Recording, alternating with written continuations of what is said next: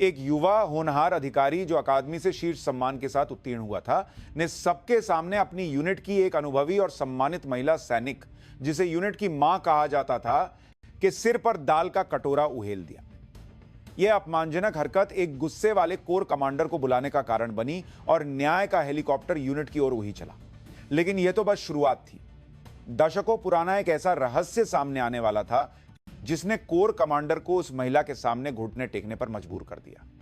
यदि आपको यह कहानी पसंद आए तो कृपया सब्सक्राइब करें और लाइक करें। धन्यवाद। अध्याय 1, बर्फीली हवा का झोंका। मध्य हिमालय के भारतीय मोर्चे पर, जहां नुकीले पहाड़ एक दीवार की तरह खजे थे, एक रणनीतिक रूप से महत्वपूर्ण सैन्य चौकी थी। यहां भारतीय सेना की प्रतिष्ठित 18वीं गढ़वाल राइफल्स, जिसे दी वॉरियर्स के नाम से जाना जाता था, तैनात थी। यह एक ऐसी टुकड़ी थी जिसे युद्ध की स्थिति में दुश्मन के दिल में सबसे पहले छुरा घोंपने के लिए प्रशिक्षित किया गया था।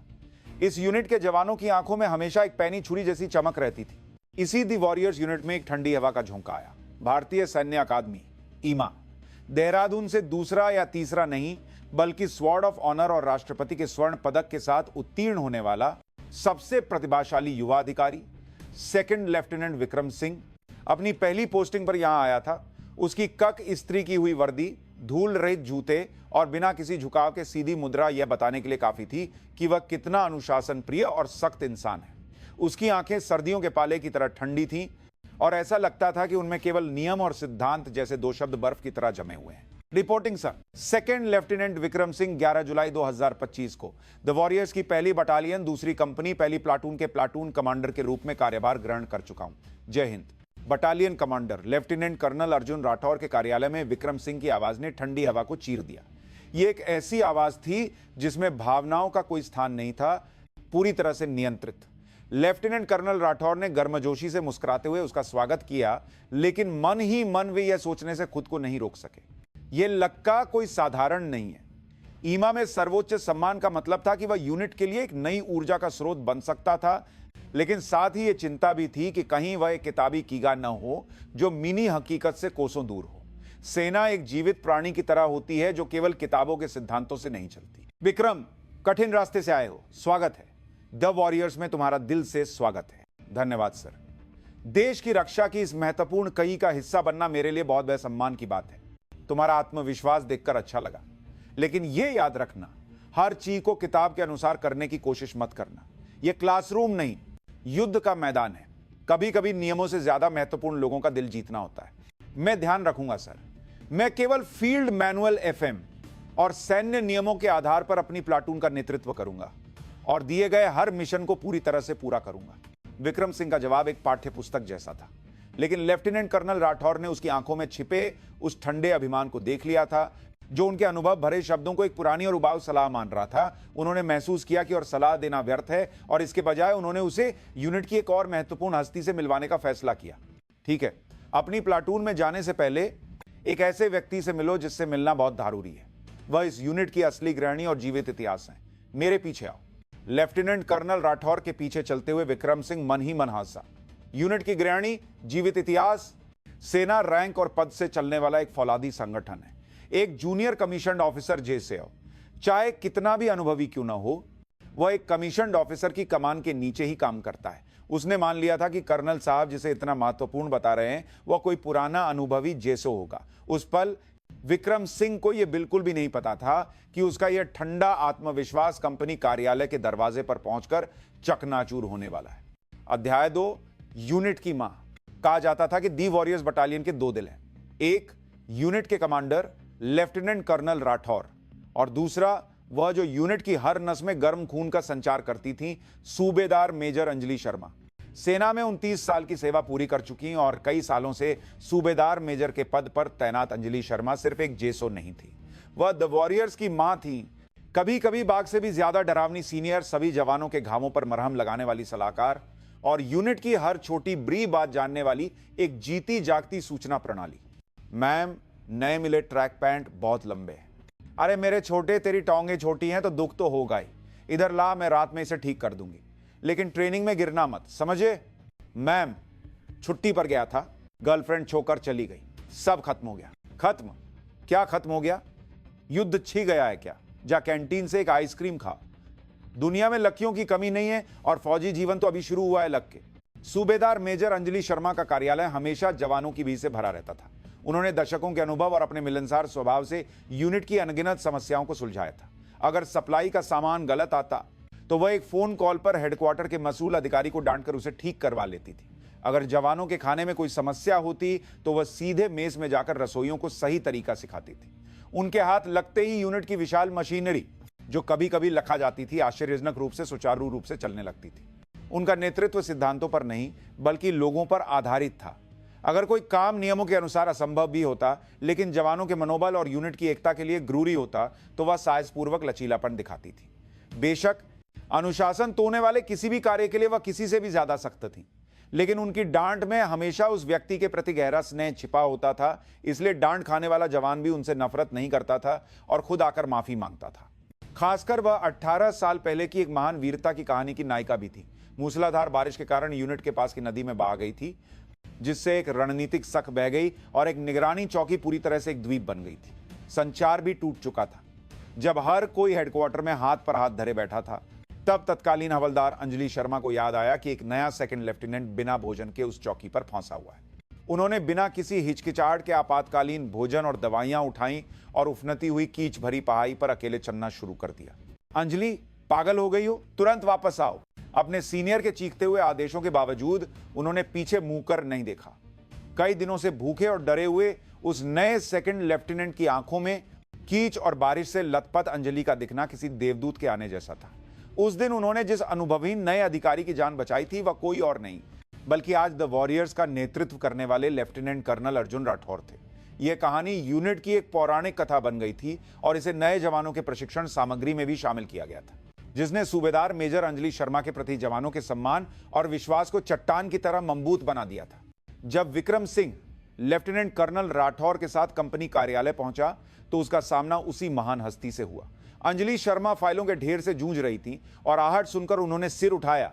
उनके चेहरे पर समय के निशान थे, लेकिन उनकी आंखों में गहरे पहाड़ के झरने की तरह एक साफ और मजबूत चमक थी। अरे कर्नल साहब, आप यहां कैसे? सूबेदार मेजर, नए प्लाटून कमांडर आए हैं, सोचा आपसे मिलवा दूं। यह हैं second lieutenant Vikram Singh. Lieutenant colonel Rathore के परिचय पर विक्रम सिंह ने यंत्रवत सैल्यूट किया, लेकिन उसकी आंखों में अभी भी संदेह और सतर्कता थी। यह है उस कहानी की नायिका, एक साधारण अधे महिला जेसू। वह अभी तक यह नहीं समझ पाया था कि अंजलि शर्मा को यूनिट के जवानों का कितना समर्थन प्राप्त है और उनका अनौपचारिक प्रभाव कभी कभी बटालियन कमांडर के आधिकारिक आदेशों से भी अधिक शक्तिशाली होता है। बर्फ और आग का मिलन, द वॉरियर्स के भाग्य को हिला देने वाले दो लोगों की पहली मुलाकात ऐसे ही हुई जैसे दो अलग अलग दुनिया के अजनबियों के बीच एक ठंडी खोजबीन शुरू हुई हो। अध्याय 3, पहली दरार। आपसे मिलकर अच्छा लगा मैम, मैं सेकंड लेफ्टिनेंट विक्रम सिंह हूं। आगे आपके सहयोग की उम्मीद करूंगा। विक्रम सिंह का अभिवादन विनम्र था, लेकिन उसमें एक स्पष्ट सीमा खींची हुई थी। वह अंजलि शर्मा को एक सम्मानित वरिष्ठ के रूप में नहीं बल्कि एक अधीनस्थ के रूप में देख रहा था, जिसे प्रबंधित करना था। सहयोग के साथी के रूप में नहीं बल्कि नियंत्रण के एक लक्ष्य के रूप में। उसके दिमाग के संगठनात्मक चार्ट में ऑफिसर आदेश देने वाला था और जेसो उस आदेश का पालन करने वाला। 29 साल का अनुभव और यूनिट की महान गाथा, यह सब उसके लिए केवल अतिरिक्त जानकारी थी। अंजलि शर्मा ने पहली नगर में ही उसके इस अभिमान को भांप लिया था। उन्होंने अपने दशकों के करियर में अनगिनत युवा अधिकारियों को देखा था। किताबों से सीधे निकले युवा अधिकारियों के आदर्श और वास्तविकता के बीच का अंतर और उसके कारण उत्पन्न होने वाला अपरिपक्व अहंकार वो अच्छी तरह जानती थी। उन्होंने अपनी खास मुस्कान के साथ जवाब दिया, स्वागत है विक्रम साहब, आप तो बड़े होशियार दिखते हैं। आगे कोई भी मुश्किल हो तो कभी भी मेरे पास आ जाना। इस यूनिट में ऐसा कोई काम नहीं है जो ये अंजलि शर्मा न कर सके। उनके शब्द स्वागत के थे, लेकिन विक्रम सिंह के कानों में यह अधिकार का अतिक्रमण जैसा लगा। कोई काम नहीं है जो वह नहीं कर सकती, जैसे कि वही इस यूनिट की असली बॉस हो। उसने सोचा कि वह उनके शानदार रिकॉर्ड से अनजान नहीं हो सकती। उनका यह स्वागत उसे अपने अधीन करने की एक कोशिश या अपनी सीमाओं में रहने की एक मौन चेतावनी जैसा लगा। मुझे आपकी मदद की जरूरत नहीं पाएगी मैम, मैं केवल अपने कर्तव्यों और जिम्मेदारियों को पूरा करने के लिए यहां हूं। अगर आप भी अपने सप्लाई और प्रशासनिक कार्यों पर ध्यान दें तो कोई समस्या नहीं होगी। यह एक बर्फीला जवाब था, सीमाएं खींचने का एक आदर्श उदाहरण। पल भर में कार्यालय का माहौल ठंडा हो गया। पास खा लेफ्टिनेंट कर्नल राठौर का चेहरा सख्त हो गया। लेकिन अंजलि शर्मा ने बिना किसी घबराहट के अपनी मुस्कान बनाए रखी। अरे बिल्कुल साहब, आप जैसे काबिल ऑफिसर के आने से तो मेरा काम बहुत आसान हो जाएगा। हाँ हाँ हाँ। उन्होंने हंसी से ठंडे माहौल को ढकने की कोशिश की, लेकिन दोनों के बीच एक अदृश्य युद्ध रेखा खिंच चुकी थी। सिद्धांत और नियमों के फौलादी कवच पहने एक युवा अधिकारी और लोगों और रिश्तों की आग जैसी ऊर्जा से यूनिट को संभालने वाली एक अनुभवी जेसो। ऐसा लगता था कि दोनों की मान्यताएं एक आसमान के नीचे कभी एक साथ नहीं रह सकती। उस दोपहर विक्रम सिंह ने अपनी पहली प्लाटून के साथ पहली बैठक में अपनी सोच को स्पष्ट रूप से घोषित कर दिया। मैं यहां तुमसे दोस्ती करने नहीं आया हूं, मैं केवल एक मजबूत प्लाटून बनाऊंगा। मेरे सभी आदेश सैन्य नियमों और फील्ड मैनुअल पर आधारित होंगे। कोई अपवाद नहीं होगा, व्यक्तिगत भावनाओं या सुविधा की कोई अनुमति नहीं होगी, कोई सवाल। जवान अपनी जगह पर जम गए। पिछले प्लाटून कमांडर के जाने के बाद मिली थोड़ी सी आदि एक भ्रम की तरह गायब हो गई। उसके जानलेवा ऐलान के सामने किसी भी जवान में मुंह खोलने की हिम्मत नहीं थी। केवल खामोशी ने बैरक को भारी कर दिया था।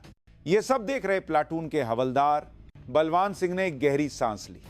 उन्होंने आने वाले तूफान का अंदाजा लगा लिया था और उन्हें यह भी अशुभ एहसास हो गया था कि इस तूफान के केंद्र में नए प्लाटून कमांडर विक्रम सिंह और सूबेदार मेजर अंजलि शर्मा खाए होंगे।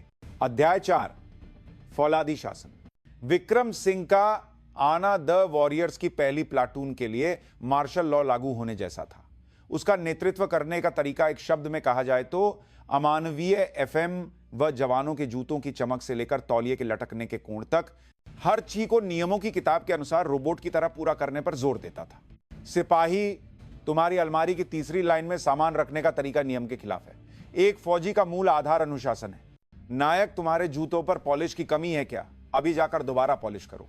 सुबह की परेड एक डरावने सपने जैसी थी। उसकी पेनिनर छोटी से छोटी गलती को भी नहीं बख्शती थी और जिस जवान को डांट पड़ती उसे वहीं पर दर्जनों पुश अप्स करने पड़ते थे। ट्रेनिंग और भी क्रूर थी। वह फील्ड मैनुअल के अनुसार एक सेकंड की भी देरी के बिना ट्रेनिंग करवाता था। जवानों की व्यक्तिगत शारीरिक क्षमता या स्थिति उसकी चिंता का विषय नहीं थी, क्योंकि नियम यही कहते थे। गेधरारा प्लाटून में असंतोष उबलने लगा। शुरू में जवानों ने यह सोचकर समझने की कोशिश की कि नया ऑफिसर है, जोश ज्यादा होगा, लेकिन दिन ब दिन उसका फौलादी शासन जवानों का दम घोंटने लगा। जवान गलियारे में विक्रम सिंह के कदमों की आहट सुनते ही डर जाते थे। पागल हो जाऊंगा मैं। उस प्लाटून कमांडर में दिल और आंसू दोनों नहीं है। एक गलत शब्द मुंह से निकल जाए तो पता नहीं क्या बखया खगा कर दे। जब असंतोष बा तो दुर्घटनाएं होना स्वाभाविक था। बर्दस्ती की ट्रेनिंग से घायल होने वालों की संख्या बढ़ गई और अत्यधिक तनाव के कारण कुछ जवानों को निगरानी में रखना पड़ा। प्लाटून का माहौल पूरी तरह से जम गया था और सीनियर्स और जूनियर्स के बीच का गर्मजोशी भरा। रिश्ता खत्म हो गया था। प्लाटून हवलदार बलवान सिंह ने कई बार हिम्मत करके सावधानी से सलाह देने की कोशिश की। साहब, आप जवानों पर बहुत ज्यादा सख्ती कर रहे हैं। बच्चों के चेहरे उतर गए। कभी कभी प्यार से भी काम लेना पड़ता है। लेकिन विक्रम सिंह का जवाब हमेशा फौलाद की तरह ठंडा होता था। हवलदार, सेना कोई किंडरगार्टन नहीं है। कड़ी ट्रेनिंग ही एक मजबूत सैनिक बनाती है। यही युद्ध में जीतने का एकमात्र तरीका है। प्यार कमोरी केवल हार को जन्म देती है। जब अनुशासन होगा तो मनोबल अपने आप बेबला जाएगा। उसके लिए जवान अलग अलग कहानियों और भावनाओं वाले इंसान नहीं, बल्कि उसकी शतरंज की बिसात के मोहरे थे जिन्हें उसके आदेश पर चलना था। उसके सिद्धांतों की मजबूत दीवार इतनी ऊंची और ठंडी थी कि कोई भी मानवीय अपील या सच्ची सलाह उससे टकराकर वापस लौट जाती थी। यह माहौल स्वाभाविक रूप से सूबेदार मेजर अंजलि शर्मा के कानों तक भी पहुंचा। वह हर परेड के समय सजा भुगत रहे जवानों के सूजे हुए चेहरों, मेडिकल रूम के चक्कर काट रहे पहली प्लाटून के जवानों की बढ़ती संख्या और मेज के कोने में चुपचाप खाना निगलते उनके झुके हुए कंधों को दुख के साथ देखती थी। उन्होंने महसूस कर लिया था कि विक्रम सिंह का तरीका अंततः पूरी प्लाटून को तोड़ देगा। एक शाम उन्होंने ट्रेनिंग खत्म करके ठंडे चेहरे के साथ अपने कार्यालय से निकल रहे विक्रम सिंह को रोका। साहब, क्या मैं आपसे 1 मिनट बात कर सकती हूं? केवल काम की बात कीजिए। मैम। उसकी आवाज में अभी भी कांटे थे। अंजलि ने उसके रवैये की परवाह किए बिना अपनी बात जारी रखी। आजकल पहली प्लाटून के लड़कों के चेहरे पर बहुत उदासी है। ट्रेनिंग अच्छी बात है, लेकिन क्या आप उनके दिलों को थोड़ा नहीं समझ सकते? वीकेंड पर सब मिलकर फुटबॉल खेलें और मैं सबके लिए पकौड़े बनवा दूंगी। बस कीजिए। विक्रम सिंह ने उसकी बात को बर्फ की तरह काट दिया। जवानों के साथ व्यक्तिगत मेलजोल एक कमांडर के अधिकार को कमोर करता है। मैं उनका दोस्त बनने नहीं आया हूं, मैं उनका नेतृत्व करने आया हूं। आप अपने सप्लाई और प्रशासनिक काम पर ध्यान दें। प्लाटून का नेतृत्व मेरा एकमात्र अधिकार है। उसने अपनी बात को एक स्पष्ट चेतावनी के रूप में लेने के लिए अंजलि की आंखों में सीधे देखा। उसकी आंखें कह रही थी, मेरी सीमाओं में दोबारा घुसने की कोशिश मत करना। अंजलि ने और कुछ नहीं कहा। उन्होंने बस एक गहरी सांस के साथ उसकी दूर जाती पीठ को देखा। फौलाद की दीवार उनकी सोच से कहीं ज्यादा मोटी थी और उसकी छाया बहुत ठंडी थी। अध्याय 5, बुद्धि की ज्वाला। सूबेदार मेजर अंजलि शर्मा की बुद्धिमत्ता एक दिन में नहीं बनी थी। यह 29 साल के लंबे समय में अनगिनत संकटों और संघर्षों का सामना करके प्राप्त किए गए अनुभव का परिणाम थी। वह अच्छी तरह जानती थीं कि नियम और सिद्धांत हर ताले की चाबी नहीं होते। उन्होंने खुद अनुभव किया था कि कभी कभी नियमों से परे जाकर लिया गया एक साहसी निर्णय ठंडे सिद्धांतों से कहीं अधिक शक्तिशाली होता है, जो संगठन को बचाता है और लोगों की जान बचाता है। 18 साल पहले लेफ्टिनेंट कर्नल राठौर को बचाने की घटना उनके इस विश्वास का एक प्रमुख उदाहरण थी, लेकिन इसके अलावा भी अनगिनत क्षण थे जब उनकी बुद्धिमत्ता आग की तरह चमकी थी। कुछ साल पहले यूनिट में एक नई संक्रामक बीमारी फैल गई थी। क्वारंटाइन में रखे गए जवानों का डर चरम पर था और पूरी यूनिट में दहशत का माहौल था। ऊपर से आदेश केवल क्वारंटाइन के नियमों का पालन करने का था, लेकिन कोई ठोस समाधान नहीं था। जब सब हाथ पर हाथ धरे बैठे थे, तब अंजलि ने प्रोटेक्टिव सूट पहना और अकेले क्वारंटाइन वार्ड में चली गई। मैम, यह खतरनाक है, कृपया अंदर न जाएं। मेडिकल ऑफिसर के रोकने के बावजूद उन्होंने परवाह नहीं की। उन्होंने क्वारंटाइन में बंद हर जवान का हाथ पकड़ा, उनके माता पिता से सीधे बात करके उन्हें सांत्वना दी और अपने संपर्कों का उपयोग करके बाहर से मानसिक शांति में मदद करने वाली चीजें मंगवाई। उनकी इस निस्वार्थ सेवा के कारण जवानों को शांति मिली और यूनिट बिना किसी बड़ी उथल पुथल के संकट से उबर गई। एक और बार यूनिट का पास के गांव के साथ मीन को लेकर एक गंभीर विवाद हो गया था। कानून और नियमों के अनुसार सेना का पक्ष स्पष्ट रूप से सही था, लेकिन गांव वालों का विरोध बहुत मजबूत था। कानूनी अधिकारी के समझाने के बावजूद बातचीत का कोई नतीजा नहीं निकल रहा था। उस समय भी अंजलि ही आगे आई। उन्होंने कानून की किताबों के बजाय गांव के बने कुछ पकवान और मिठाइयां लेकर गांव के पंचायत घर का दौरा किया और फिर बिना कुछ कहे उन्होंने गांव के बुजुर्गों के साथ समय बिताया, उनके छोटे मोटे कामों में मदद की और कई दिन वहीं गुहारे। उनकी सच्चाई से प्रभावित होकर गांव के बुजुर्गों का दिल पिघल गया और उन्होंने आखिरकार सेना की स्थिति को समझा और विवाद आश्चर्यजनक रूप से आसानी से हल हो गया। वह जानती थी कि कानून से मजबूत दिल होता है और सिद्धांत से ज्यादा महत्वपूर्ण रिश्ता होता है। इस तरह अंजलि का तरीका हमेशा इंसान से शुरू होता था और इंसान पर ही खत्म होता था। उनके लिए यूनिट के जवान प्रबंधित किए जाने वाले पुर्जे नहीं थे, बल्कि ऐसे बच्चे थे जिनके साथ हंसना, रोना और जिन्हें संभालना था। विक्रम सिंह के आने के बाद उन्होंने एक बार फिर अपनी पुरानी यादों को ताज़ा किया। युवा लेफ्टिनेंट कर्नल राठौर और अनगिनत गलतियों से सीखकर सच्चे सैनिक बनने वाले नए अधिकारियों की छवियां विक्रम सिंह की छवि के साथ मिल गईं। वे भी शुरू में किताब के अनुसार, सिद्धांत के अनुसार काम करने की कोशिश करते थे और कई दीवारों से टकराकर टूटते थे। यह ठंडा फौलाद भी जब तक गर्म आग से नहीं मिलेगा तब तक असली तलवार नहीं बनेगा। अंजलि विक्रम सिंह के साथ संघर्ष से बचने का इरादा नहीं रखती थी, बल्कि वह इस संघर्ष को उसके लिए एक सच्चा कमांडर बनने की प्रक्रिया का एक रूरी हिस्सा मानती थी। उन्होंने फैसला किया कि जब तक वह खुद अपने कठोर कवच को तोड़कर बाहर नहीं निकलता, तब तक वह चुपचाप इंतजार करेंगी। बस इस प्रक्रिया में जलने वाले जवानों को बहुत ज्यादा चोट न लगे, इसके लिए वह खुद एक ढाल बनने के लिए तैयार थी।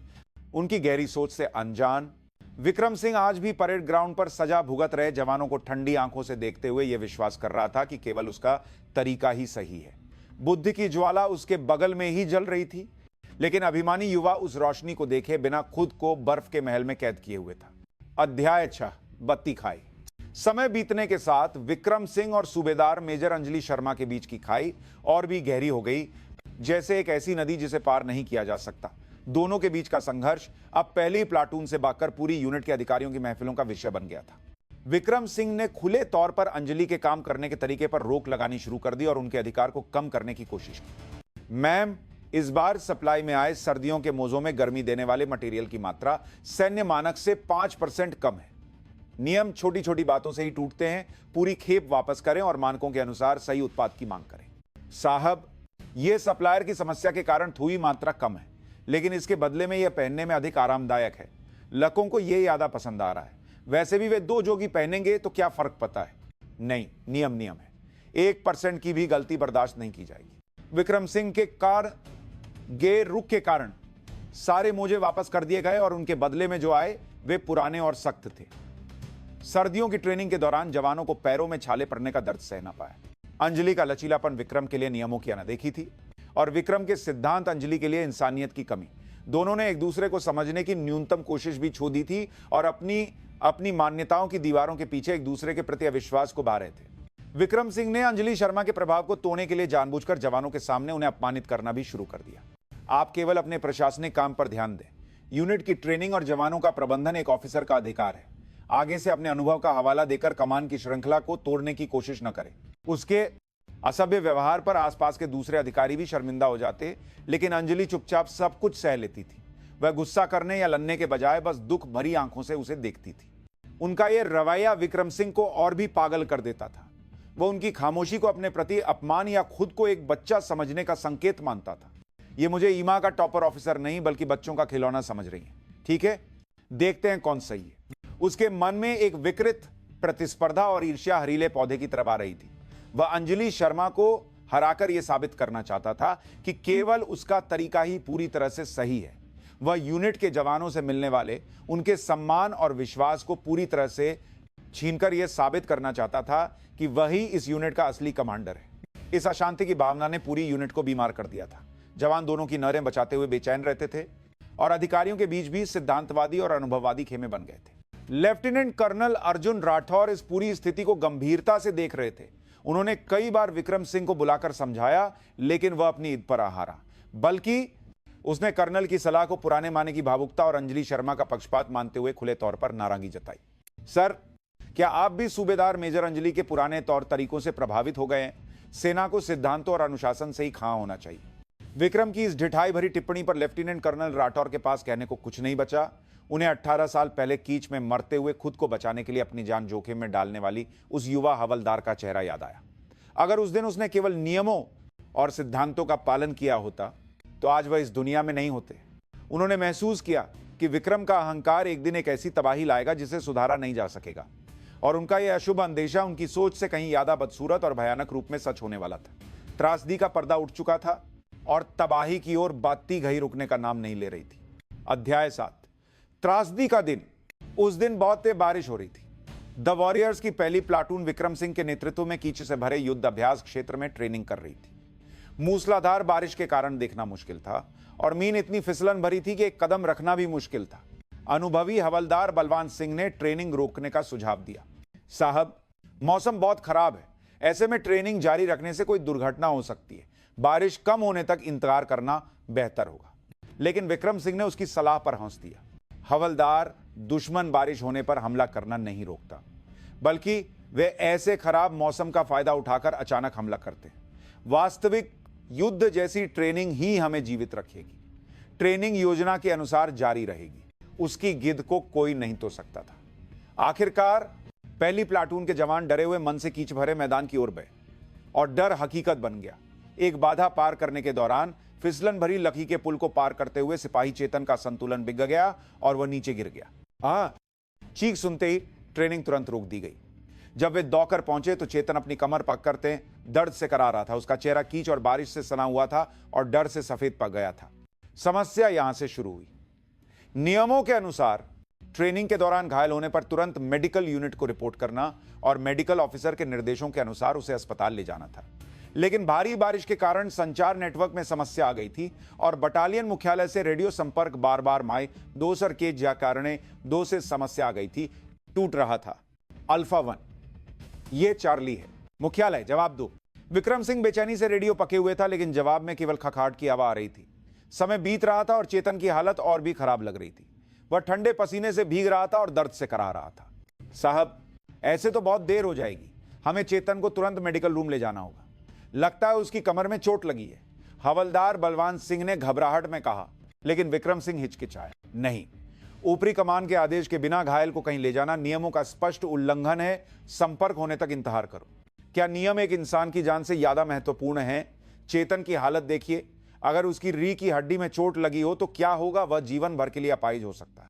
क्या तुम मेरे आदेश का उल्लंघन कर रहे हो? हवलदार, विक्रम सिंह चिल्लाया। उसका दिमाग केवल प्रक्रियाओं और रिपोर्टिंग प्रणाली जैसे शब्दों से भरा हुआ था। वह इस स्थिति में नियमों को तोड़ने पर बाद में होने वाली अनुशासनात्मक कार्रवाई से डर रहा था और यह मानने को तैयार नहीं था कि उसका निर्णय गलत हो सकता है। ठीक उसी समय ट्रेनिंग क्षेत्र का निरीक्षण करने निकली सूबेदार मेजर अंजलि शर्मा वहां पहुंची। उन्होंने चेतन की हालत देखते ही स्थिति की गंभीरता को भांप लिया। उन्होंने विक्रम सिंह और बलवान सिंह को बहस करते देख बिना किसी हिचकिचाहट के चिल्लाया, ये क्या हो रहा है? तुरंत स्ट्रेचर बनाओ और लक्के को उठाकर भागने की तैयारी करो, मैं जिम्मेदारी लेती हूं। उन्होंने आसपास के जवानों को आदेश देते हुए अपनी बरसाती उतारकर चेतन के शरीर को ढोंक दिया। उनकी दृढ़ और शांत आवाज सुनकर घबराए हुए जवान तुरंत हरकत में आ गए। मैम, यह नियमों का स्पष्ट उल्लंघन और कमान की श्रृंखला की अवहेलना है। अगर आपने तुरंत यह नहीं रोका तो मैं ऊपर रिपोर्ट कर दूंगा। विक्रम सिंह गुस्से से उछलते हुए उन्हें रोकने लगा, लेकिन अंजलि ने उसकी आंखों में सीधे देखते हुए बर्फ की तरह ठंडी हवा में कहा, कर दो रिपोर्ट। मैं अपनी पूरी सर्विस दांव पर लगाकर भी पहले इस लक्के की जान बचाऊंगी। हटो। Second lieutenant. उनकी आंखों में कोई हिचकिचाहट नहीं थी। यह एक ऐसा संकल्प था जो 29 साल सेना में सेवा करते हुए अनगिनत जीवन और मृत्यु को देखने वाले व्यक्ति में ही हो सकता था, जो जीवन के प्रति सम्मान और जिम्मेदारी से उपजा था। विक्रम सिंह उनके उस आग जैसे तेवर के सामने दबकर अनजाने में एक कदम पीछे हट गया। उस पल केवल प्रक्रियाएं ही नहीं टूटी थी। विक्रम सिंह जिस सिद्धांत के फौलादी महल पर इतना विश्वास करता था, उसमें पहली बार एक स्पष्ट दरार पड़ी थी। अध्याय 8, अपमान की आग। सूबेदार मेजर अंजलि शर्मा के साहसिक निर्णय से सिपाही चेतन को तुरंत यूनिट के मेडिकल रूम में ले जाया गया। मेडिकल ऑफिसर की जांच में पता चला कि उसे एक्यूट स्लिप डिस्क हुई थी। अगर थोगी और देर हो जाती तो उसे लकवा भी मार सकता था। मेडिकल ऑफिसर ने अंजलि के त्वरित निर्णय और उसे समय पर लाने की प्रशंसा की, जिससे सबसे बुरा होने से टल गया। यह खबर तुरंत पूरी यूनिट में फैल गई। जवानों ने वाह, यह है हमारी सूबेदार मेजर मैम कहते हुए उनके निर्णय की सराहना की। दूसरी ओर नियमों का पालन करते करते एक जवान को जीवन भर के लिए अपाहिज बनाने वाले विक्रम सिंह के प्रति निंदा और घृणा की आवाजें उठने लगी। उसका नेतृत्व मीन पर आ गया था और अब उसके प्लाटून के जवान भी उसे अविश्वास और नफरत की नजर से देखने लगे थे। विक्रम सिंह असहनीय अपमान और धोखे की भावना से भर गया। उसे लगता था कि वह सही था। उसने केवल प्रक्रियाओं का पालन करने की कोशिश की थी, लेकिन परिणाम यह हुआ कि वह एक अक्षम और क्रूर कमांडर बन गया, जिसने अपने अधीनस्थ को खतरे में डाल दिया। और अंजलि एक बार फिर यूनिट की हीरो बन गई। उसे लगा जैसे सब कुछ उनकी योजना के अनुसार हुआ है। एक विकृत सोच ने उसे जक लिया कि उन्होंने जानबूझकर उसे नीचा दिखाने और उसके अधिकार को छीनने के लिए उसे टकराव किया था। एक जेसो की इतनी हिम्मत कि वह मेरे साथ खेले। उसके दिमाग में तर्क का फ्यूज एक चिंगारी के साथ उगिया। गुस्सा, ईर्ष्या और पीत होने की भावना ने मिलकर उसकी आंखों को लाल कर दिया। उसने फैसला किया कि वह इस अपमान का बदला जरूर लेगा। सबके सामने उनके पाखंड का पर्दाफाश करेगा और उन्हें शर्मिंदा करेगा। अगले दिन दोपहर के खाने के समय यह घटना पूरी यूनिट के सामने मेस में घटी। विक्रम सिंह अपनी थाली लेकर जानबूझकर उस मेज की ओर गया जहां अंजलि शर्मा बैठी थी। उसकी थाली में उस दिन का व्यंजन दाल तत्का, जो मिर्च और मसालों से भरी थी, ऊपर तक भरी हुई थी। अंजलि अपने साथी जेसीओस के साथ खाना खाते हुए बातें कर रही थी। उन्होंने विक्रम सिंह को अपनी ओर आते देखा, लेकिन कोई खास ध्यान नहीं दिया। लेकिन जब उन्होंने महसूस किया कि उसकी आंखें नर की आग की तरह जल रही हैं, तब तक बहुत देर हो चुकी थी। विक्रम सिंह अंजलि के ठीक बगल में रुका और घृणा और गुस्से से भरी आवाज में, जो पूरे मेस हॉल में गूंज उठी, चिल्लाया, सूबेदार मेजर अंजलि शर्मा। उसकी आवाज पर मेज का सारा शोर एक पल में थम गया। सबकी निगाहें उन दोनों पर टिक गई। तुम खुद को इस यूनिट की रानी समझती हो, लेकिन यह तुम्हारी भूल है। तुम बस एक बुई जेसो हो। एक ऑफिसर के अधिकार क्षेत्र में दखल देना, नियमों की अनदेखी करना और अनुशासन को भंग करना मैं अब और बर्दाश्त नहीं करूंगा। और फिर उसने कुछ ऐसा किया जिसे देखकर सब चौंक गए। उसने अपनी थाली से दाल का कटोरा उठाया और उसे सीधे अंजलि शर्मा के सिर पर उहेल दिया। अंजलि कोई प्रतिरोध नहीं कर सकी। हल्दी और मसालों से सनी दाल उनके बालों, चेहरे और वर्दी पर बहने लगी। मेस हॉल में गहरे सदमे के कारण एक सांस की भी आवाज नहीं आ रही थी।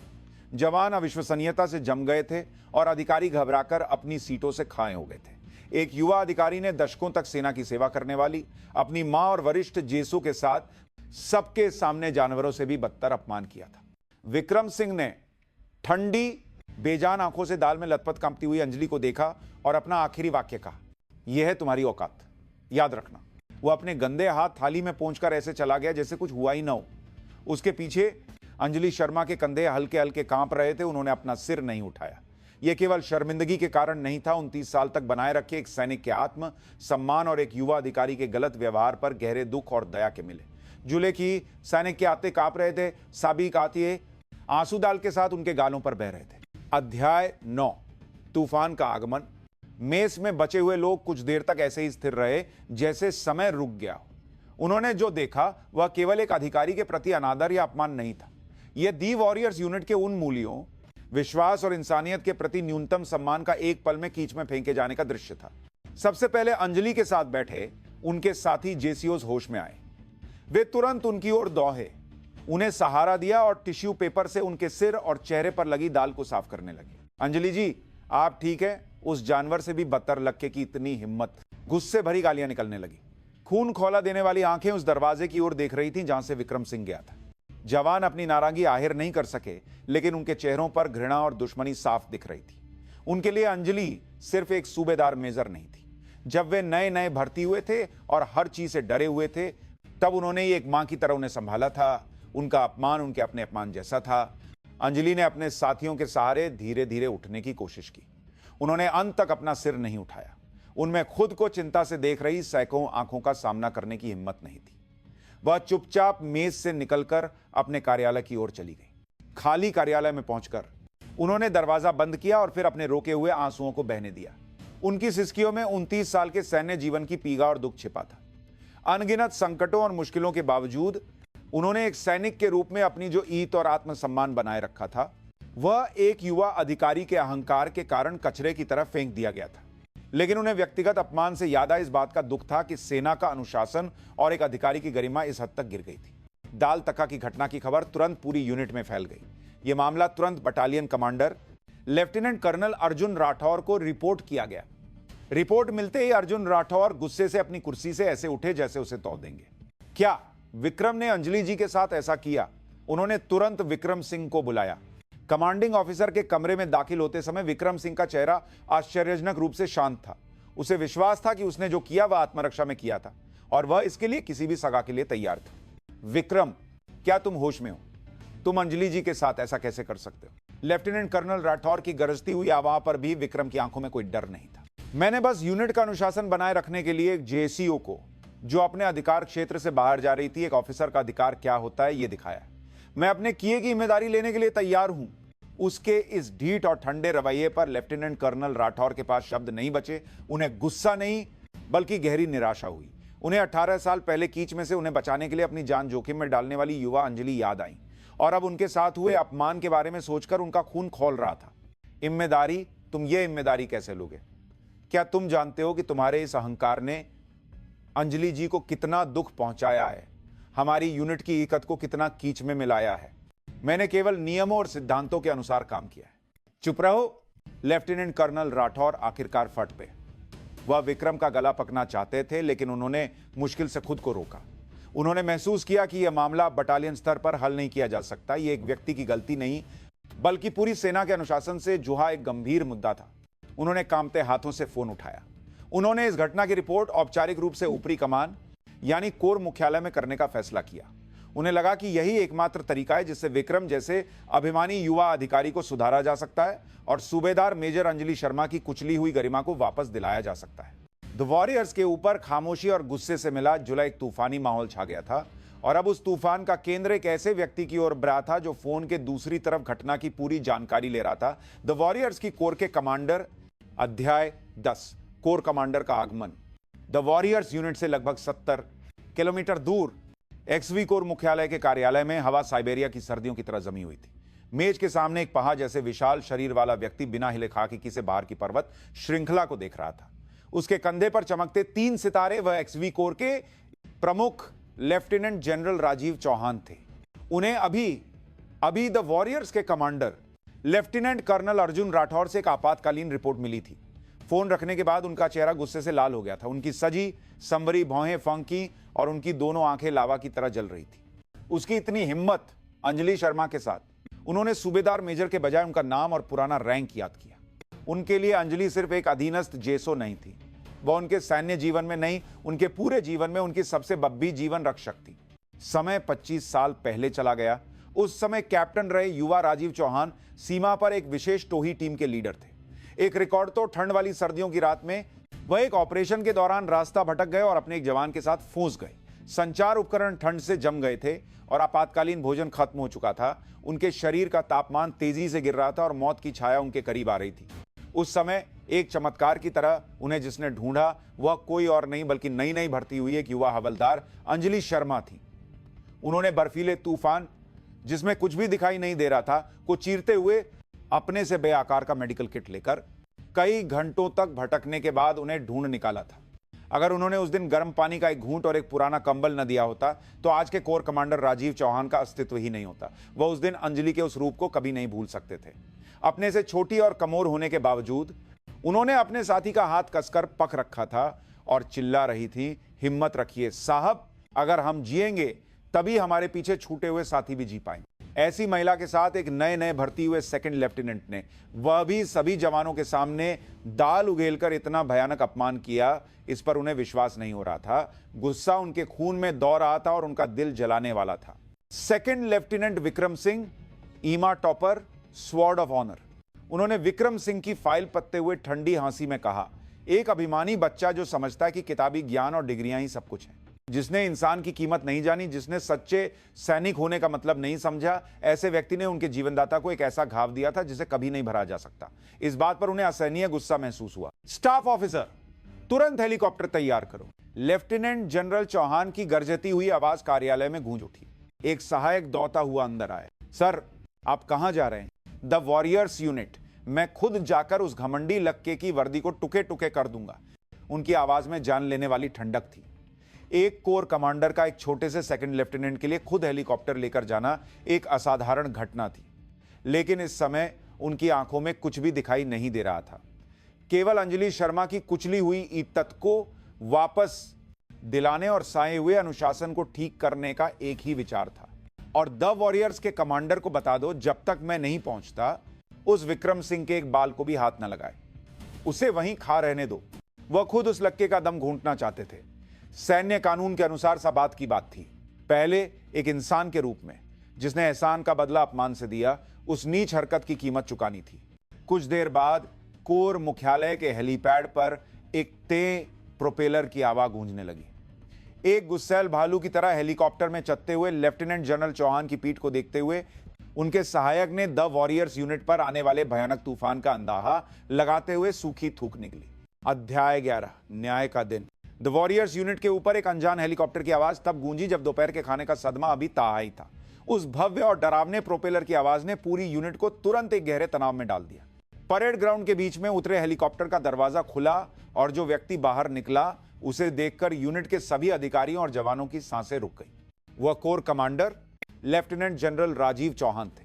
उनका आना किसी आपदा के आने जैसा था।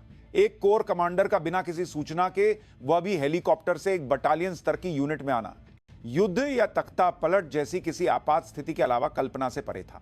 उनके जलते हुए चेहरे और जानलेवा तेवर यह साफ बता रहे थे कि वह केवल यूनिट का मनोबल बहाने नहीं आए। लेफ्टिनेंट कर्नल अर्जुन राठौर दौड़ते हुए आए और सैल्यूट किया। जय Hind sir, battalion commander lieutenant colonel Arjun Rathore reporting sir. लेकिन जनरल चौहान ने उनके सैल्यूट पर ध्यान दिए बिना गुर्राते हुए पूछा, सेकंड लेफ्टिनेंट विक्रम सिंह कहां है? कमांडिंग ऑफिसर के कार्यालय में इंतजार कर रहा है सर। ले चलो।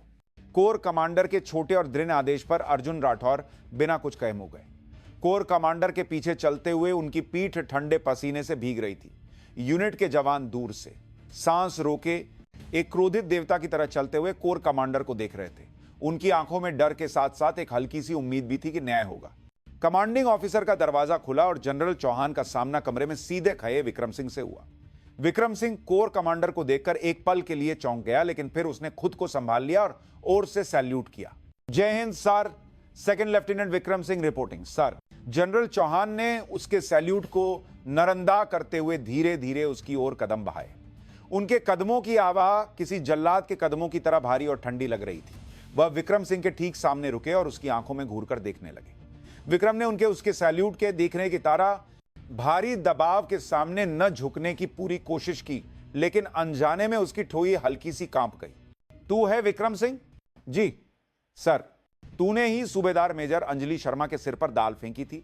मैंने बस यूनिट के अनुशासन को। विक्रम की बात पूरी होने से पहले ही जनरल चौहान के भालू जैसे हाथ का एक तमाचा उसके गाल पर पड़ा। एक भारी आवाज के साथ विक्रम का सिर घूम गया। उसके होंठ फट गए और खून बहने लगा, लेकिन वह चीख भी नहीं सका। तेरी हिम्मत कैसे हुई अनुशासन की बात करने की? तू जानता क्या है एक सैनिक की भावना के बारे में? कोर कमांडर का गुस्सा यही नहीं रुका। उन्होंने विक्रम सिंह का कॉलर पकड़ उसे दीवार से सटा दिया। तूने स्वॉर्ड ऑफ ऑनर जीता हो या ईमा टॉप किया हो, मुझे इससे कोई फर्क नहीं पड़ता।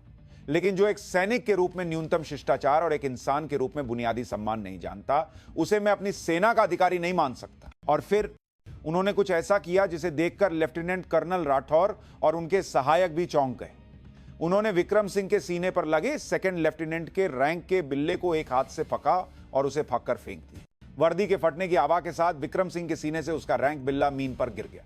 तू इस वर्दी को पहनने के लायक नहीं है। तू जिन नियमों और सिद्धांतों की इतनी दुहाई देता है, ठीक है, आज मैं तुझे बताऊंगा कि एक सैनिक को किन सिद्धांतों का पालन करना चाहिए और इसे तेरी हड्डियों में हमेशा के लिए गोद दूंगा। जनरल चौहान ने फटे हुए बिल्ले को मीन पर फेंकते हुए गुर्राया। उनकी आंखें खून की तरह लाल थी। विक्रम सिंह अपने जीवन में पहली बार महसूस किए गए डर और अपमान से कांप रहा था। जिस वर्दी पर उसे इतना गर्व था, जो उसके आत्मसम्मान का प्रतीक थी, वह एक पल में टुके टुके हो गई थी। न्याय की तलवार ने इस तरह सबसे क्रूर और निर्दयी तरीके से विक्रम सिंह के अभिमानी आत्मसम्मान को काट दिया था। अध्याय 12, एक अनकहा सच। सर, बस कीजिए, आप ऐसा नहीं कर सकते। लेफ्टिनेंट कर्नल राठौर ने दौड़कर जनरल चौहान को रोकने की कोशिश की। एक जनरल द्वारा एक ऑफिसर का रैंक बिल्ला फाना, यह मारपीट से भी बाकर सेना की नींव को हिला देने वाला एक गंभीर मुद्दा बन सकता था। लेकिन जनरल चौहान ने उन्हें धक्का देते हुए कहा, हटो, ये अब मेरा अधीनस्थ नहीं है। उनका गुस्सा शांत होने का नाम नहीं ले रहा था। उन्होंने मीन पर बैठे कांपते हुए विक्रम सिंह को घृणा से देखते हुए अपनी बात जारी रखी। जिस सूबेदार मेजर अंजलि शर्मा का तूने अपमान किया है, तू जानता भी है कि वह कौन है। विक्रम सिंह कोई जवाब नहीं दे सका। उसके लिए अंजलि बस एक बुई जिद्दी जेसो थी जो उसके अधिकार को चुनौती दे रही थी। तू आज यहां खास सांस ले पा रहा है जो तूने ये वर्दी पहनी है, और ये देश जो मौजूद है वह सब सूबेदार मेजर अंजलि शर्मा जैसे लोगों के अनकहे त्याग और बलिदान के कारण है। कोर कमांडर की चीख पर लेफ्टिनेंट कर्नल राठौर ने सिर झुका लिया। 18 साल पहले बामे फूंसी चौकी से उन्हें बचाने वाली अंजलि का चेहरा उनकी आंखों के सामने आ गया। वह अब समझ सकते थे कि कोर कमांडर का गुस्सा कहां से आ रहा है। 25 साल पहले, जब मैं तुमसे भी छोटा एक कैप्टन था, मैं एक बर्फीले तूफान में फंसकर मरने वाला था। जनरल चौहान ने कांपती आवाज में अतीत की कहानी सुनानी शुरू की। उनकी आवाज में गुस्से के साथ गहरा दुख और पछतावा भी था। जब सबने खोजबीन छोड़ दी थी और मुझे मरा हुआ मान लिया था, तब उस बर्फीले तूफान को चीरकर जो मुझे ढूंढने आया, वह थी तत्कालीन हवलदार अंजलि शर्मा। अपनी जान जोखिम में डालकर मुझ जैसे एक आदमी को बचाने के लिए वह उस नर्क जैसे बर्फीले मैदान को पार करके आई। यह एक चौंकाने वाला खुलासा था। विक्रम सिंह तो क्या, लेफ्टिनेंट कर्नल राठौर ने भी यह कहानी पहली बार सुनी थी। कोर कमांडर और सूबेदार मेजर अंजलि शर्मा के बीच इतना गहरा रिश्ता था, यह यूनिट में कोई नहीं जानता था। अगर उस दिन वह नहीं होती तो आज न मैं होता और न ही यह कोर कमांडर का रैंक। वह मेरे लिए सिर्फ एक अधीनस्थ नहीं है, वह मेरी जीवनदाता हैं, जिनकी मैं जान का कर्जदार हूं। उनकी आंखों में आंसू आ गए। वह गुस्सैल भालू जैसा रूप गायब हो गया था और अब केवल एक ऐसे व्यक्ति का चेहरा था जो अपने जीवनदाता की रक्षा न कर पाने के दुख और आत्मग्लानि में डूबा हुआ था। ऐसे महान व्यक्ति के सिर पर तूने दाल फेंकने की हिम्मत की। जनरल चौहान की आवाज एक चीख की तरह निकली। वह और कुछ नहीं कह सके और हाँफने लगे। सारे सच सामने आ चुके थे। विक्रम सिंह को अब जाकर एहसास हुआ कि उसने कितनी भयानक और अक्षम्य गलती की है। उसने केवल एक जेसो का अपमान नहीं किया था, उसने एक ऐसे व्यक्ति के दिल में छुरा घोंपा था जिसे एक सेना का कमांडर अपना जीवन भर का आदर्श मानता था और दशकों तक चुपचाप अपनी जगह पर सेवा करने वाले एक सैनिक की इज्जत पर कील ठोंकी थी।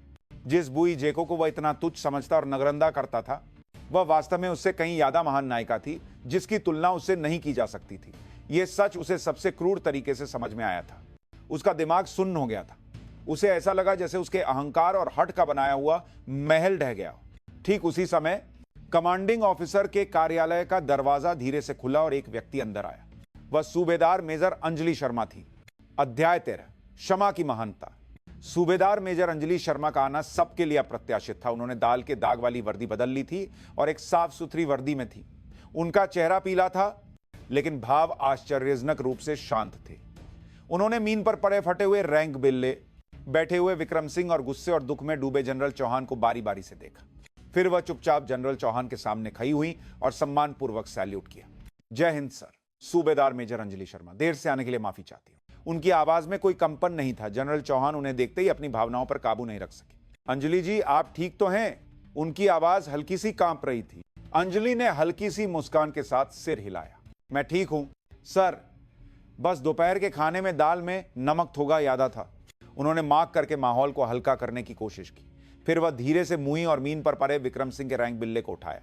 उन्होंने उस पर लगी धूल को साफ किया और उसे अपने हाथ में लेकर विक्रम सिंह के पास गई और फिर वह उसके सामने चुपचाप घुटनों के बल बैठ गई। उनके इस काम से सब चौंक गए। विक्रम सिंह सिर नहीं उठा सका और भी ज्यादा सिकुड़ गया। साहब, अंजलि ने धीरे से पुकारा, उठिए। एक ऑफिसर को ऐसे मीन पर बैठना शोभा नहीं देता। उनकी आवाज गर्म और नरम थी, उसमें कोई नारांगी या डांट नहीं थी। विक्रम सिंह ने धीरे धीरे अपना सिर उठाया। उसकी आंखों में मोटे मोटे आंसू भरे हुए थे। वह यह समझ नहीं पा रहा था कि जिस महिला का उसने इतना अपमान किया वो उसे माफ करने की कोशिश क्यों कर रही है। आप ये क्यों कर रही हैं? मुझे सा दीजिए, मैं सा का हकदार हूं। उसकी आवाज आंसुओं में भीगी हुई थी और कांप रही थी। अंजलि ने उसकी आंखों में सीधे देखते हुए कहा, साहा मैं नहीं देती साहब, साहा आप खुद को देंगे। उन्होंने हाथ में पके रैंक बिल्ले को उसके सीने पर वापस लगाने की कोशिश की, लेकिन फटी हुई वर्दी पर बिल्ला नहीं लगाया जा सकता था। उन्होंने इसके बजाय उसका हाथ पककर उसके हाथ में बिल्ला रख दिया। मुझे विश्वास है कि आज की इस घटना से आपने इस रैंक के बिल्ले का वंश सीख लिया होगा। एक सच्चे सैनिक की ईंट कंधे पर लगे धातु के टुकड़े से नहीं, बल्कि दिल में बसे अपने साथियों के प्रति सच्ची भावना से आती है। इसे कभी मत भूलिएगा। और फिर वह उठी और जनरल चौहान की ओर मोड़ी। सर, कृपया सेकंड लेफ्टिनेंट विक्रम सिंह को माफ कर दीजिए। अंजलि जी, ये आप क्या कह रही हैं? ये लक्का माफी के लायक नहीं है। नहीं सर, विक्रम साहब अभी युवा हैं और अनुभवहीन हैं, इसलिए ऐसा हुआ। इस घटना को उनके लिए एक बेहतर सैनिक बनने के लिए एक महंगा सबक समझिए। उन्हें सहा देने के बजाय क्या हम उन्हें खुद को सुधारने और पश्चाताप करने का एक मौका नहीं दे सकते? वह अपने ऊपर हमला करने वाले के लिए खुद कोर कमांडर से दया की भीख मांग रही थी। उनकी उदारता कल्पना से परे थी। यह केवल दया या माफी नहीं थी, यह एक युवा सैनिक के भविष्य को बचाने और उसे सही रास्ते पर लाने की एक सच्चे वरिष्ठ और गुरु की भावना थी। जनरल चौहान के पास शब्द नहीं बचे। उनका दिल इतना भाव और गहरा था कि वह उसकी कल्पना भी नहीं कर सकते थे। 25 साल पहले बर्फीले तूफान में उन्हें बचाने वाली उस गर्म और मजबूत महिला में कोई बदलाव नहीं आया था। उनकी आंखों से एक गर्म आंसू का कतरा गाल पर लुक गया। एक फौलाद जैसे आदमी का दिल उनकी सच्चाई के सामने पिघल गया था। उन्होंने विक्रम सिंह के प्रति अपना गुस्सा छो दिया और अंजलि की ओर सिर झुकाकर गहरा सम्मान व्यक्त किया।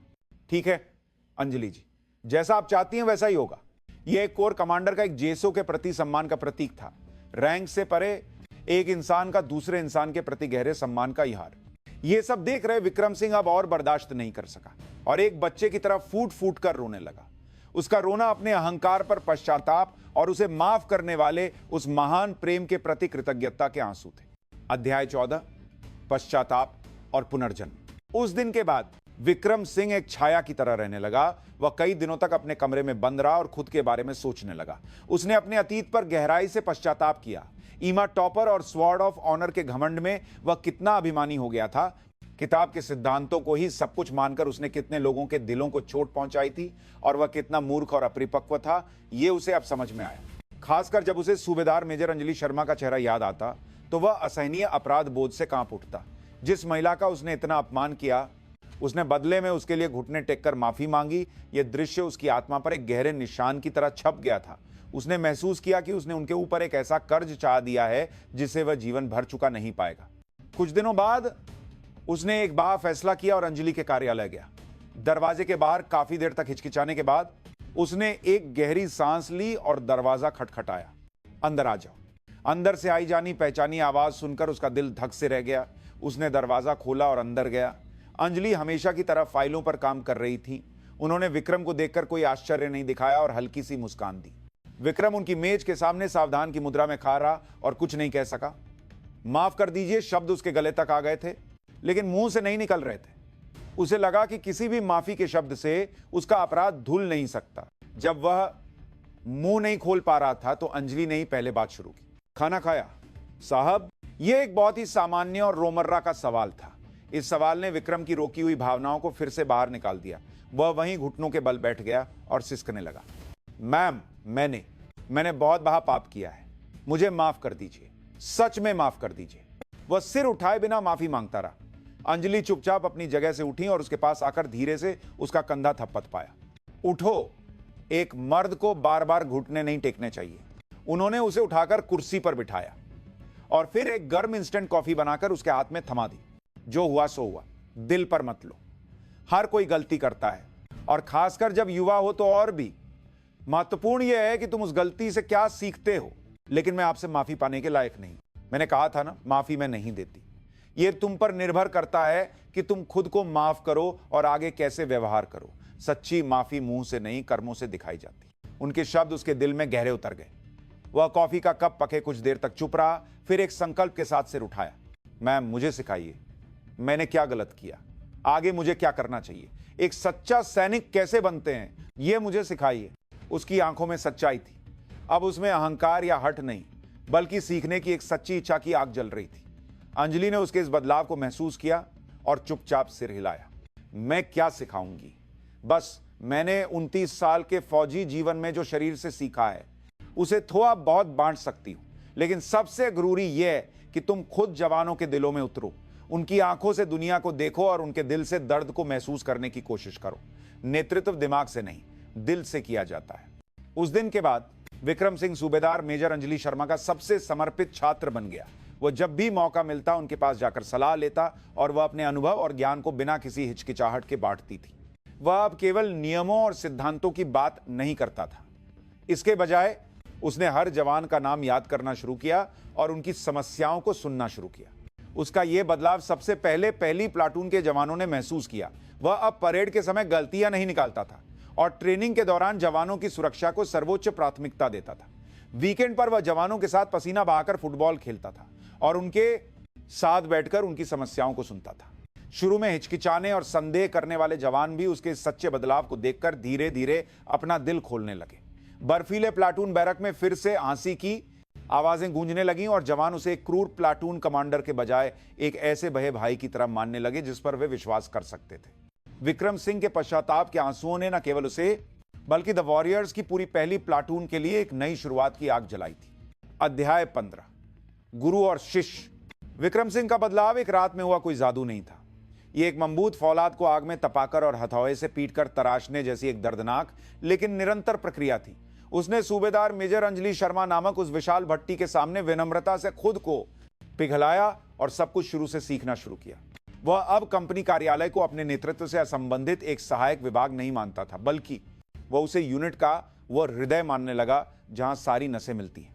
उसने ध्यान से देखा कि कैसे अंजलि फाइलों के पहा को संभालते हुए भी जवानों की छोटी छोटी सप्लाई की समस्याओं का ध्यान रखती हैं। जब उन्होंने देखा कि कैसे वह पुराने सप्लाई रजिस्टर में से एक जवान के लिए सही नाप के बर्फीले जूते ढूंढ निकालती हैं और छुट्टी पर जा रहे एक जवान की जेब में चुपके से कुछ पैसे रख देती हैं, तो उसने सीखा कि असली सप्लाई चेन बांटना नहीं बल्कि दिल बांटना है।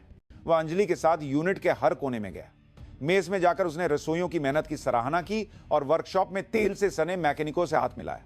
उसे अब जाकर समझ में आया कि वह अब तक कितनी संकीर्ण सोच में कैद था और प्लाटून कमांडर के अपने पद से परे कितने लोगों का त्याग इस यूनिट को चला रहा था। सबसे बड़ा बदलाव उसके नेतृत्व की शैली में आया। वह अब एक तरफा आदेश देने और नियंत्रित करने की कोशिश नहीं करता था। इसके बजाय वह अपने प्लाटून के जवानों की राय सुनता था और ट्रेनिंग की योजना बनाते समय हवलदार बलवान सिंह की सलाह लेता था। हवलदार, अगले हफ्ते की प्लाटून ट्रेनिंग की योजना बना रहा हूं, तुम्हारा क्या विचार है?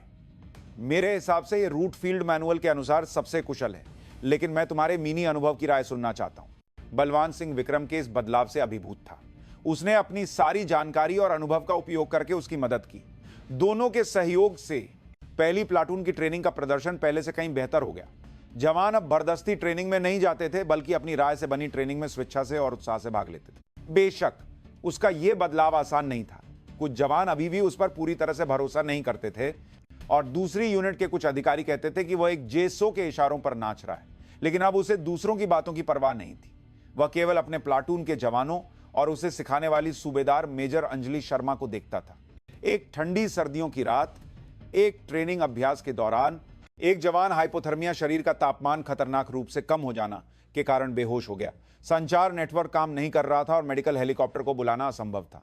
जब सब घबरा रहे थे तब विक्रम सिंह आगे आए। उसने बिना किसी हिचकिचाहट के अपनी जैकेट और गर्म कपड़े उतारकर उस जवान को पहनाए और उसे अपनी पीठ पर लादकर बर्फीले पहाड़ी रास्ते पर दौड़ने लगा। साहब, यह खतरनाक है। जवानों ने चिल्लाकर उसे रोकने की कोशिश की, लेकिन उसने पीछे मुंह कर नहीं देखा। उसके दिमाग में केवल एक ही विचार था, मुझे अपने जवान को बचाना है। उसकी छवि के ऊपर 25 साल पहले बर्फीले तूफान को चीरकर जनरल चौहान को बचाने वाली युवा अंजलि की छवि और 18 साल पहले कीच भरे पानी को पार करके लेफ्टिनेंट कर्नल राठौर को बचाने वाली उनकी छवि दिखाई दे रही थी। आखिरकार वह जवान को पीठ पर लाद कर मुख्यालय तक पहुंचने में सफल रहा। उसका पूरा शरीर पसीने और बर्फ से भीग गया था, लेकिन उसकी आंखें पहले से कहीं ज्यादा गर्मजोशी से जल रही थी। यह सब दूर से देख रही सूबेदार मेजर अंजलि शर्मा के होठों पर आखिरकार एक गर्म मुस्कान आई। उन्होंने महसूस किया कि विक्रम ने आखिरकार अपने ठंडे और कठोर बर्फ के महल को तो दिया है और एक सच्चे कमांडर के रास्ते पर चल पाए। अध्याय 16, एक नई किंवदंती। विक्रम सिंह द्वारा बर्फीले तूफान में एक जवान को बचाने की घटना यूनिट में एक और कहानी बन गई। अगर पहले की दाल की घटना उसके अहंकार का प्रतीक थी, तो यह बर्फीले तूफान की घटना उसके साहस और समर्पण का प्रतीक बन गई। जवान अब उसे दिल से सम्मान देने और उसका अनुसरण करने लगे थे। उसके आदेशों में ताकत थी और उसकी बातों में वन। लेकिन विक्रम खुद धारावी अभिमानी नहीं हुआ। उसे लगता था कि उसने जो किया वह सूबेदार मेजर अंजलि शर्मा के जीवन भर के समर्पण के सामने कुछ भी नहीं है। वह अभी भी हर दिन उनके पास जाकर सलाह लेता था। उनका रिश्ता अब केवल एक अधिकारी और अधीनस्थ का नहीं, बल्कि गुरु और शिष्य का बन गया था। मैम, नए आए राशन के बारे में जवानों की बहुत शिकायतें हैं। वे कहते हैं कि स्वाद बहुत खराब है, इसे कैसे ठीक किया जाए। ये शायद बजट कटौती के कारण मसालों में बदलाव की वजह से हुआ है। बजट की समस्या के कारण यह करना पा। एक काम करो, मेज से बात करके ट्रेनिंग पर जाते समय जवानों को उनकी पसंद के अनुसार भुनी हुई मिर्च की चटनी या नमकीन जैसी चीजें अलग से देने को कहो। मैं मेस इंचार्ज से अलग से बात कर लूंगी। अंजलि के पास हमेशा एक स्पष्ट समाधान होता था। उनके दिमाग में यूनिट के सभी सामान, स्टाफ की स्थिति और दशकों के अनुभव से उपजे समस्या समाधान के तरीके एक डेटाबेस की तरह संग्रहित थे। विक्रम जब भी उनसे बात करता, उसे महसूस होता कि उसका ज्ञान कितना उथला और संकीर्ण है। उसने उनसे केवल काम की बातें ही नहीं सीखी, उसने उनसे लोगों से व्यवहार करने का तरीका, संघर्षों को सुलझाने की बुद्धिमत्ता और पर्दे के पीछे चुपचाप सेवा करने के जीवन का मूल्य सीखा। एक दिन उसे अंजलि के कार्यालय में एक पुरानी एल्बम मिली। एल्बम में युवा अंजलि और उनके साथ हंसते हुए अनगिनत सैनिकों की तस्वीरें थीं। तस्वीरों में लोगों के रैंक और उम्र अलग अलग थे, लेकिन वे सब एक परिवार की तरह लग रहे थे। ये सब कौन है?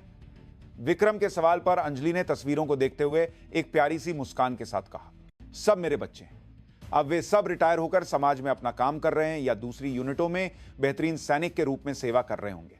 उन्होंने एक एक तस्वीर की ओर इशारा करते हुए उनकी कहानियां सुनाई। एक शरारती लेकिन दिल का अच्छा सिपाही, एक अच्छा गायक जो यूनिट के कार्यक्रमों की जान होता था, एक हवलदार जो रिटायरमेंट के बाद एक छोटा सा ढाबा खोलने की बात करता था। वह रिटायर हो चुके सैकड़ों जवानों के नाम, चेहरे और उनकी छोटी छोटी कहानियां तक याद रखे हुए थी। विक्रम का दिल भर आया। उसे अब जाकर समझ में आया कि उन्हें वॉरियर्स का दिल क्यों कहा जाता है। उनकी ताकत कहां से आती है? उनकी ताकत रैंक या पद से नहीं, बल्कि अनगिनत लोगों के साथ बनाए गए गहरे रिश्तों और यादों से आती थी। उसने अपने प्लाटून के जवानों के बारे में सोचा। क्या वह उनके नाम और चेहरे के अलावा उनके सपनों और दुखों के बारे में कितना जानता है?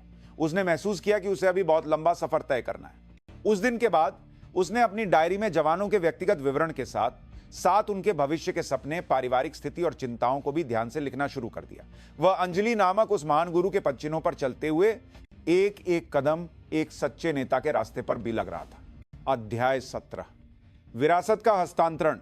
कठोर सर्दियां बीत गईं और द वॉरियर्स यूनिट में भी गर्म वसंत आ गया। जैसे जमी हुई मीन पिघलती है और हरी भरी नई कॉम्पलें निकलती हैं, वैसे ही यूनिट का माहौल भी काफी नरम और ऊर्जावान हो गया था। इस बदलाव के केंद्र में विक्रम सिंह और उसकी पहली प्लाटून थी। विक्रम सिंह के नेतृत्व में पहली प्लाटून यूनिट की सबसे एकजुट और लाकू प्लाटून बन गई थी। उन्होंने विभिन्न प्रशिक्षणों और प्रतियोगिताओं में लगातार जीत हासिल की और हम कर सकते हैं कि आत्मविश्वास और उत्साह से भर गए। विक्रम अब जवानों को डांटता या उन पर दबाव नहीं डालता था। वह उनकी क्षमताओं पर विश्वास करता था और उन्हें खुद को प्रेरित करने के लिए प्रोत्साहित और समर्थन करता था। उसका यह बदलाव लेफ्टिनेंट कर्नल राठौर और अन्य अधिकारियों के लिए भी एक गहरी छाप छोड़ गया। शुरू में जो लोग उसके बदलाव को संदेह की नक से देखते थे, वे भी अब उसकी सच्चाई को मानने लगे और उस पर भरोसा करने लगे। खासकर लेफ्टिनेंट कर्नल राठौर अपने एक अधीनस्थ को एक महान कमांडर के रूप में विकसित होते देख बहुत गर्व महसूस कर रहे थे। और आखिरकार विक्रम सिंह के जीवन में भी एक नए बदलाव का क्षण आया। उसे सेना में आए 1 साल हो गया था और वह लेफ्टिनेंट से कैप्टन के पद पर पदोन्नति के लिए योग्य हो गया था। उसकी पदोन्नति लगभग तय थी। पिछले 1 साल में उसने जो प्रदर्शन और नेतृत्व दिखाया, उसे सबने स्वीकार किया था। पदोन्नति की घोषणा के दिन विक्रम बेसब्री से परिणाम का इंतजार कर रहा था। उसके लिए यह नया रैंक केवल एक पदोन्नति नहीं था, यह पिछले 1 साल की गलतियों को धोकर एक नए सैनिक के रूप में पुनर्जन्म का प्रतीक था। परिणाम उम्मीद के मुताबिक ही था।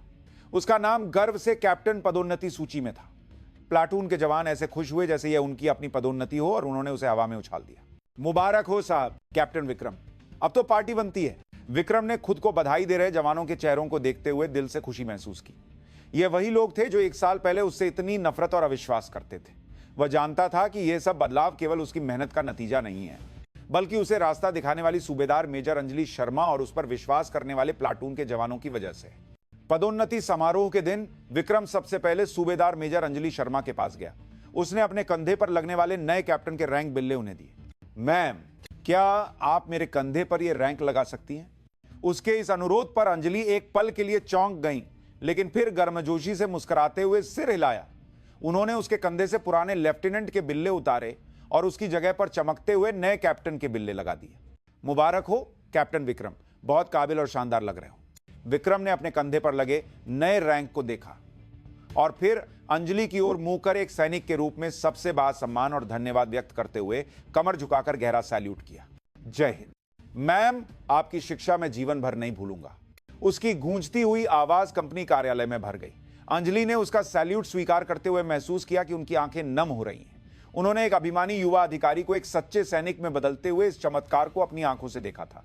उनके 29 साल के सैन्य जीवन में एक और अविस्मरणीय गर्व और गौरव का क्षण जुड़ गया था।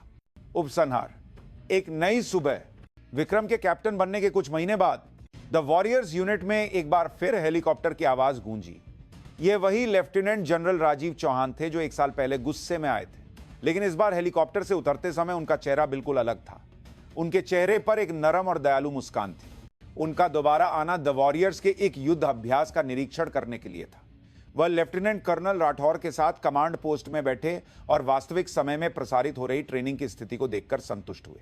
खासकर उनकी नगर पहली प्लाटून का राठौर 7 कमांड के इस हफ्ते की दीवारा और 7 का राठौर 7 को ने के आईएएस के नेतृत्व करते हुए उत्कृष्ट कमान क्षमता का प्रदर्शन कर रहे कैप्टन विक्रम सिंह पर लंबे समय तक टिकी रही। ट्रेनिंग खत्म होने के बाद जनरल चौहान ने कैप्टन विक्रम को अकेले अपने अस्थायी कार्यालय में बुलाया। यह वही जगह थी जहां 1 साल पहले उन्होंने विक्रम का रैंक बिल्ला फा दिया था। विक्रम घबराए हुए मन से कार्यालय में दाखिल हुआ। कैप्टन विक्रम, कोर कमांडर ने उसे खुद चाय देते हुए नरम लहजे में कहा, तुम्हारे बारे में रिपोर्ट मुझे लगातार मिलती रही है। तुम एक बेहतरीन कमांडर के रूप में विकसित हो रहे हो। मुझे गर्व है कि मैंने एक इंसान को सही पहचाना। यह आपका बड़प्पन है सर।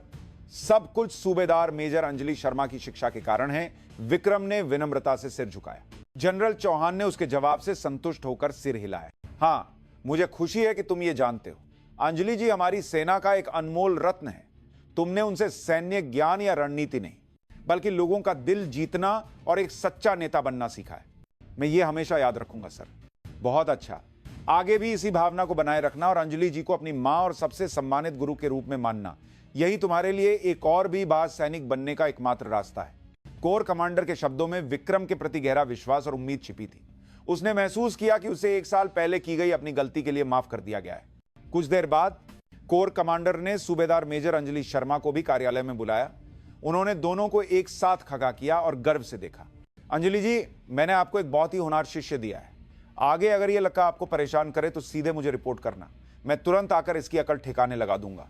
कोर कमांडर के महाक पर अंजलि हंस पई। चिंता मत कीजिए सर, कैप्टन विक्रम अब मुझसे भी बेहतर कमांडर हैं, बल्कि अब मैं उनसे ज्यादा सीखती हूं। तीनों ने काफी देर तक एक गर्मजोशी भरे माहौल में बातें की। एक अभिमानी नया अधिकारी, उसे रास्ता दिखाने वाली एक अनुभवी जेको और यह सब देखने और समर्थन करने वाला एक बुद्धिमान कमांडर। तीनों की यह छवि द वॉरियर्स के लिए एक आदर्श नेतृत्व का प्रतीक लग रही थी। कोर कमांडर के जाने के बाद विक्रम अंजलि के साथ परेड ग्राउंड पर टहल रहा था। डूबते सूरज की रोशनी पूरी यूनिट को लाल रंग में रंग रही थी। मैम, क्या आपने सुना कोर कमांडर साहब ने क्या कहा? उन्होंने कहा कि मैं आपको अपना गुरु मानूं। सुना, कोर कमांडर साहब भी मार्क अच्छा करते हैं। यह मार्क नहीं होगा। मेरे लिए आप वह गुरु हैं जिन्होंने मेरा जीवन बदल दिया, और आप मेरी मां जैसी हैं। विक्रम के इस सच्चे इहार पर अंजलि रुक गई और उसे देखने लगी। उनकी आंखों में एक बार फिर गर्म आंसू आ गए। मैं भी तुम्हारे कारण अपने सैन्य जीवन का अंत बहुत खुशी से कर पाऊंगी। धन्यवाद मेरे बेटे। दोनों के बीच की रैंक, उम्र और लिंग की दीवारें पूरी तरह से गायब हो चुकी थी। उनकी जगह पर केवल एक दूसरे का सम्मान करने वाले गुरु और शिष्य और मां और बेटे का गर्म रिश्ता बचा था। अंतिम अध्याय, एक स्थायी विरासत, समय बीतता गया और कैप्टन विक्रम को द वॉरियर्स में आए 2 साल हो गए। वह अब यूनिट के सबसे सम्मानित कमांडरों में से एक था।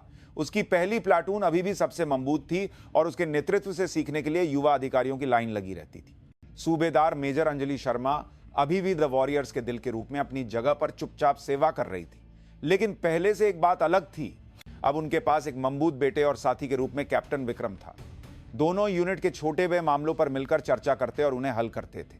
उनकी इस शानदार जोई ने द वॉरियर्स को और भी मजबूत और एकजुट बना दिया था। दाल की घटना अब यूनिट में एक पौराणिक कथा की तरह सुनाई जाती थी। जब भी नए जवान आते, पुराने सैनिक उन्हें यह कहानी सुनाकर सच्चे सैनिक होने और नेतृत्व का मतलब सिखाते थे। विक्रम जब भी यह कहानी सुनता तो शर्म से उसका चेहरा लाल हो जाता, लेकिन वह अपनी गलती को नहीं छिपाता था। वह चाहता था कि उसकी गलती से सीख कर आने वाले अधिकारी वही गलती न दोहराएं। फिर एक दिन सूबेदार मेजर अंजलि शर्मा के रिटायरमेंट की खबर आई। 30 साल की शानदार सेवा पूरी करने के बाद वह अब अपनी वर्दी उतारने वाली थी। पूरी यूनिट में दुख की लहर दौड़ गई। उनके बिना वॉरियर्स की कल्पना करना मुश्किल था। उनके रिटायरमेंट के दिन यूनिट के जवानों ने उनके लिए एक भव्य विदाई समारोह का आयोजन किया। लेफ्टिनेंट कर्नल राठौर ने उन्हें धन्यवाद पत्र देते हुए आंसू बहाए और जवानों ने हाथ से बने बैनर लेकर उनके नाम के नारे लगाए। समारोह के अंत में कैप्टन विक्रम ने यूनिट की ओर से विदाई भाषण दिया। हमारी हमेशा की सूबेदार मेजर और मेरी गुरु और मां अंजलि शर्मा जी, आज हम आपको विदा नहीं कर रहे हैं। हम आपके द्वारा हमें दिए गए प्यार और समर्पण की भावना को अपने दिलों में बसाकर आपकी इस महान विरासत को आगे बढ़ाने का वादा करते हैं। उसकी आवाज कांप रही थी, लेकिन उसमें दुख से परे एक दृढ़ संकल्प और निश्चय था। उसने कसम खाई कि अंजलि ने उसे जो कुछ भी सिखाया है वह उसे अपने बाकी के सैन्य जीवन में अपनाएगा। भाषण खत्म होने के बाद उसने अंजलि के पास जाकर अपना अंतिम सैल्यूट किया। अंजलि ने उसका सैल्यूट स्वीकार करते हुए उसका कंधा ओर से थपथपाया। मुझे विश्वास है कि तुम ये कर लोगे कैप्टन विक्रम। नहीं, भविष्य में भारतीय सेना का नेतृत्व करने वाले एक महान जनरल। उनके शब्द एक भविष्यवाणी की तरह लगे। सूबेदार मेजर अंजलि शर्मा यूनिट से चली गई, लेकिन उनकी आत्मा द वॉरियर्स में हमेशा जीवित रही। उनके द्वारा बोए गए प्यार और समर्पण के बीज ने विक्रम जैसी उपजाऊ मिट्टी में जड़ जमा ली थी और अब एक घना जंगल बनकर पूरी यूनिट की रक्षा करने वाला एक मजबूत सहारा बन गया था।